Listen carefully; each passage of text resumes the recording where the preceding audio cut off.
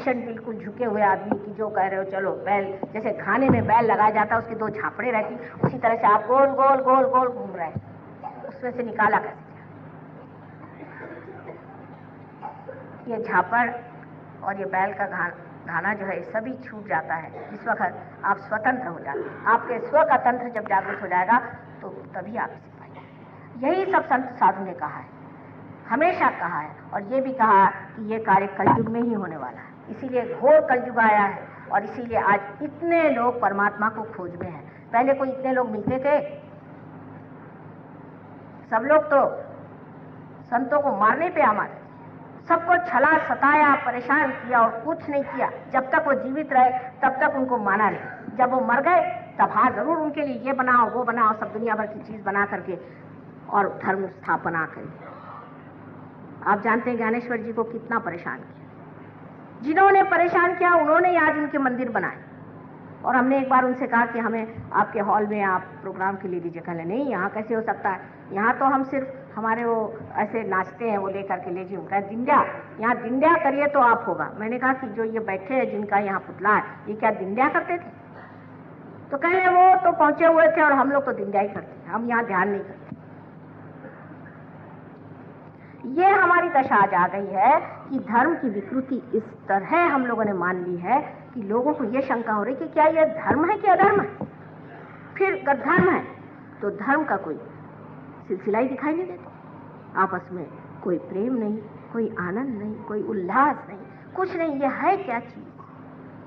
ये भारत भूमि जो कि महान योग भूमि है, उस देश में ये हाहाकार, ये आफत, क्योंकि हमने सही रास्ता नहीं लिया, गलत चीज को सही समझ करके हम लोगों ने अपनी जिंदगी बर्बाद की। इसको एक बार इस गुलामी को तोड़ देना चाहिए, यह असली स्वतंत्रता है। इस गुलामी को छोड़ दीजिए और देखिए कि वास्तविकता क्या है, असलियत क्या है। ये सारे हमारे जो भूत मरे हुए हैं उन्होंने हमें जकड़ा।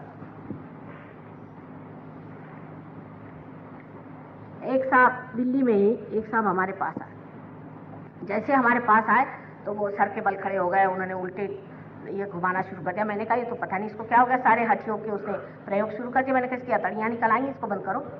वो कहले मैं बंद नहीं कर सकता माँ, मेरे सामने सब यही कर रहे हैं। मैंने कहा यह है क्या तमाशा?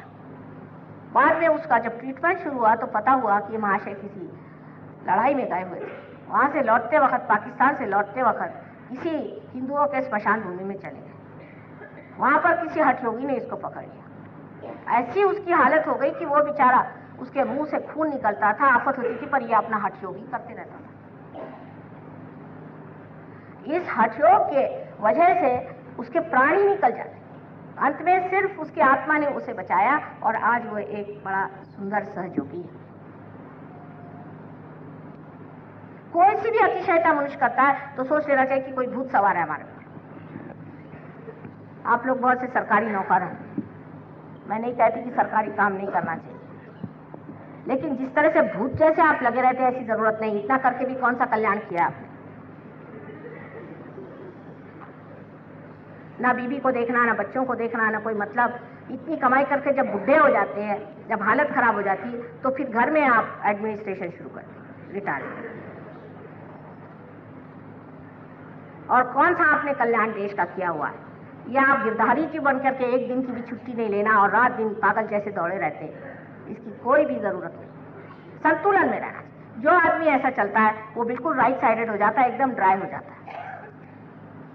अब इंग्लैंड अमेरिका में इतना काम नहीं होता क्योंकि वहाँ आलस्य आने लगा लोगों में, बहुत काम कर चुके, अब सब ब्रिजेस बन गए, ये बन गए, वो बन गए, अब क्या बनाए?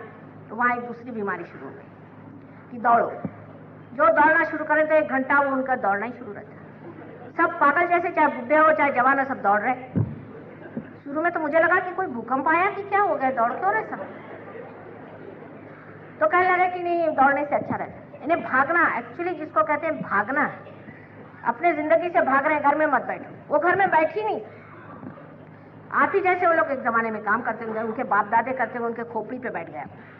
वो जो मरे थे इनके खोपड़ी पे बैठे, तो अब काम तो कुछ है नहीं, तो अब ये करेंगे। जब उनके खोपड़ी पे भूत सवार हो गए तो अब करेंगे। तो अब यह है कि घर में नहीं बैठ सकते। सैटरडे संडे नहीं हुआ कि उठाया उन्होंने अपनी गाड़ी और सब लोग बैठे गाड़ी में और चले कहीं बाहर। कभी 2 मिनट आपस में बातचीत नहीं होगी, कुछ प्रेम से मुलाकात नहीं होगी, कुछ जानना नहीं होगा कि भाई तुम्हें क्या परेशानी है, क्या आफत है, क्या सुख दुख की कोई बातचीत नहीं, बस उठाई उन्होंने मोटर चल दी। इसे पलायनवाद, एस्केपिज्म कहना चाहिए। उसकी वजह है कि उनके सर पे खोपड़ी पे भूत सवार हैं जो मर गए, जिन्होंने बड़े बड़े ब्रिज बनाए, ये बनाया, और बना के मिला क्या, अंत में हिप्पी तो हो गए ना। जिन्होंने बहुत कुछ इतनी डेवलपमेंट कर ली है, उनका हाल क्या है वो आकर आप देखिए अंदर से। बाहर से तो बहुत अच्छे लगते, रोज तो तीसरी बीवी लेकर के आते, घर में कोई शांति नहीं, कोई धर्म नाम की चीज नहीं, किसी के पास न मां न बहन न कोई उसकी तमीज। इनसे क्या सीखने का, इनसे क्या जानने का, इन्होंने क्या डेवलपमेंट किया, गधे बन गए, पूरे पक्के गधे हैं। ऐसा यहां से वहां तक कोई अमेरिकन आपको ऐसा नहीं दिखाई देगा जिसकी आंख ऐसी नहीं होगी। 1 मिनट शांति से बैठ नहीं सकते, उनको ध्यान क्या करा, मैंने कहा उनको गोंद चिपकाओ, ये तो बैठ नहीं सकते। इनसे कुछ सीखने का नहीं। आप फॉरेन क्या करते हो, इन बेकार लोगों से सीख करके आप भी इन्हीं के गली में जाएंगे, और जहां ये लोग पड़े हुए हैं डिस्ट्रक्शन में, वहीं आपका भी अंत होगा। मैं बता रही, एटम बॉम्ब बना दी, और अब आप खाते क्या, तो सब प्लास्टिक खाते। अमेरिका में उन्होंने आइसक्रीम दिया, तो मैंने कहा कि जरा कुछ अजीब सा लग रहा है, वाइब्रेशन में आइसक्रीम कर ले, तो बड़े लोग पसंद करते। एक साहब ने बताया, साहब इसमें तो क्ले मिलाई जाती है। मैंने कहा हाँ, अब क्ले ही खाओ, उसी लायक। हाइब्रिड खाना खाते हैं, हाइब्रिड जैसे हो गए। हाइब्रिड का आप दूध पीजिए, आपका दिमाग कल खराब ना हो तो जो कहिए। हाइब्रिड गाय आपको मालूम है कैसी होती है? हाइब्रिड गाय को ये नहीं पता होता कि ये मेरा बच्चा है कि दूसरे का है। अपने यहाँ अगर गाय का बच्चा हो जाए और वो अगर मर जाए तो गाय दूध नहीं देती, उसका दूध बंद हो जाता है। उनको तो होश ही नहीं कि बच्चा कौन है। अगर आप इनकी जो मुर्गियां हैं उनको पाल के देख लीजिए, कुछ स्वभाव उनका देखिए कि अपने यहाँ अगर कोई मुर्गी हो और उसके छोटे छोटे चिक्स हो, तो जरा से कोई ऊपर से चील आ जाए तो फट से अपने बच्चों को अपने पास ले लेती है। इसको परवाह नहीं, ले जाए जितनों को ले जाना, अच्छा है, मेरा झंझट छूट। वही इनके बच्चों के लिए कि भाई लड़कियों को कहते कि तुमने अभी तक डेट नहीं किया, कोई लड़का ढूंढा नहीं, कब तक ये मुसीबत हमारे सर पे बनी रहेगी। वही हाल अपने लड़कों के लिए कि लड़के 18 साल के हुए चले गए, बड़ी खुशी की बात है। आपने ऐसा ही अपना संसार बनाना हो तो इन लोगों के पीछे जाइए। अब वो तो आपके पीछे आ रहे हैं और आप उनके पीछे जा रहे हैं। इनकी औरतों का दिमाग कितने खराब है आपको पता है? एकदम खराब दिमाग है। अपनी औरतों को उनसे कुछ सीखना नहीं चाहिए, बेवकूफ है, बिल्कुल महा बेवकूफ औरतें। और इनके दिल में, हृदय में जरा सा भी प्यार नहीं, बस पैसा पैसा पैसा। और इतने कंजूस लोग हैं कि आपको एक गिलास पानी देने में भी उनकी जान निकलती। आपको अगर वही क्वालिटी पानी है जो ये लोग हैं तो जाइए उनके पीछे। इनमें कौन सा गुण है ये मुझे बताइए आप, कि जिसको आप कहते हैं वायलेंस इनमें है। और यहाँ से जो वहाँ हिंदुस्तानी गए वो उससे भी बदतर हो गए। यही कहते हैं कि अगर गोवा से आम ला के दिल्ली में लगाओ तो वो लग नहीं सकता, वही हालत है।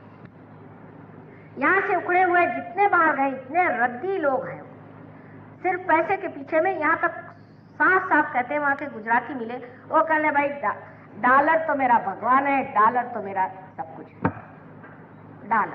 डॉलर भी नहीं बोलना।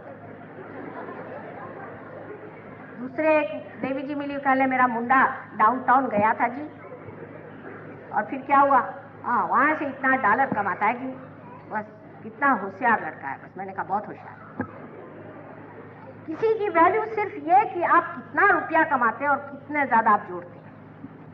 ये हमारे वहां जाकर हिंदुस्तानियों ने हमारी देश की शान बढ़ाई, और उनसे आप लोग क्या सीख रहे हैं?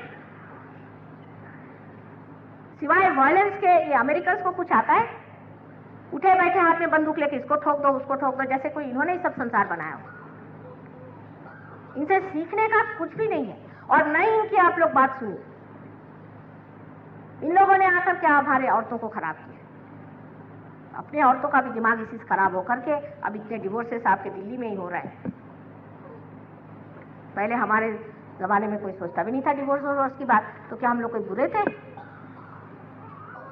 हमें कोई स्वतंत्रता नहीं थी हमारे दिमाग में? ये सब चीजें बाहर से आकर के हम लोगों ने ऐसी जीत ली है जैसे कि वो बड़े सुखी जीव हैं। हाँ भाई, उन्होंने कोई ऐसा सुख पाया हो तो जरूर करे, लेकिन नहीं है, महादुखी लोग हैं, उनसे दुखी कोई नहीं। आप क्यों उनके साथ उनके आफत में जा रहे हैं? इसलिए आपसे मैं हाथ जोड़ के कहती, कि अपनी संस्कृति पे जमिए। अपनी संस्कृति में आत्म साक्षात्कार सबसे बड़ी चीज है और आत्मा को पाना सबसे बड़ी चीज है। उससे अलावा अपने चित्त का निरोध बताया गया है कि चित्त को रोको। ये नहीं कि सबके ऊपर अपनी आंखें चल रही हैं। रास्ते से चलेंगे तो एक एक चीज देखते चलेंगे, अगर एक चीज नहीं दिखाई दी तो गर्दन मोड़ के तोड़ देंगे, गर्दन पर देखते रहेंगे। यह हमारे लोगों का हाल। हर एक औरत को देखना, हर एक आदमी को देखना, बच्चों को नहीं देखना, नतमस्तक। यह हमारे देश की संस्कृति की। लक्ष्मण जी ने अपनी भाभी का सर नहीं देखा, पांव ही। उस संस्कृति में पले हुए आज हमारी आंखों को क्या हो गया, हमारी शक्लों को क्या हो गया, न वो रौनक रही न वो बातें रही। जब तक हमारे अंदर हमारी संस्कृति की पूरी तरह से बैठक नहीं आएगी तब तक हम लोग ठीक नहीं हो सकते। अंग्रेजों ने उखाड़ दिया था, सो उखाड़ दिया। हम लोग भी रहे उस जमाने में जब अंग्रेज थे, उस वक्त किसी ने असर नहीं डाला। जब हमें स्वतंत्रता मिली तभी हम बेछूट हो गए। उससे पहले हम लोग बहुत कायदे थे। उस वक्त जो लोग हो गए सो हो गए। अब ऐसे लोग तो दिखाई भी नहीं देते और सोचना भी नहीं चाहिए, पर कम से कम अपनी संस्कृति पे जमने की कोशिश करें। अपनी संस्कृति जो है, हर एक चीज का अर्थ है। इस चूड़ी का अर्थ है, इस मंगलसूत्र का अर्थ है, इस बिंदी का अर्थ है, हर चीज का अर्थ है। और इस हर अर्थ का इतना बड़ा अनुदान है, इतनी बड़ी गिफ्ट है, इतनी ब्लेसिंग्स है कि इसको अगर आप छोड़ दीजिएगा तो अनर्थ हो जाएगा। हर चीज का मतलब आपको समझना चाहिए कि ये क्यों बना गए, जो हमारे बुजुर्ग बना गए हैं वो किस लिए बना गए। लेकिन गंदी चीजें हमने बहुत ले ली। ये तो खास चीज है, जैसे जाति है। ये जाति तो कुछ बहुत साल पहले की चीज नहीं है। ये जब से जाति बन गई, जाति लेके बैठे, उस पर इलेक्शन लड़ रहे हैं साहब, जाति पर इलेक्शन लड़ रहे हैं। हमारा धोबी जो था बिल्कुल बेकार, वो आके मुझसे कहने लगा कि आपको मुझे इलेक्शन में वोट देना पड़ेगा। मैंने कहा कोई मेरा दिमाग खराब है, तुमको मैं वोट दूंगी, तुम्हारे अलावा जो खड़े हैं वो तो बहुत बड़े आदमी। कहले देख लेना, मैं आपको जीत के दिखाऊंगा। मैंने कहा कैसे? कहले सब धोबी जो है मुझे वोट दे रहे हैं। तो मैंने कहा यहाँ सब धोबी रहते हैं? कहले धोबी तो नहीं रहते हैं, पर सब धोबी जिनके यहाँ कपड़े धोते हैं उन्होंने कहा कि हम अपने मालिकों से आप ही को वोट दिलवाएं। और जनाब वो जीत गए। ये तो हमारी हालत है, ये हमारी हालत है दिमागी। कौन जीतेगा पता नहीं। आज धोबी जीत गया, कल धोबी का गधा भी जीत सकता है। और हम लोग बड़े अपने को डेमोक्रेटिक फलाना ठिकाना करें।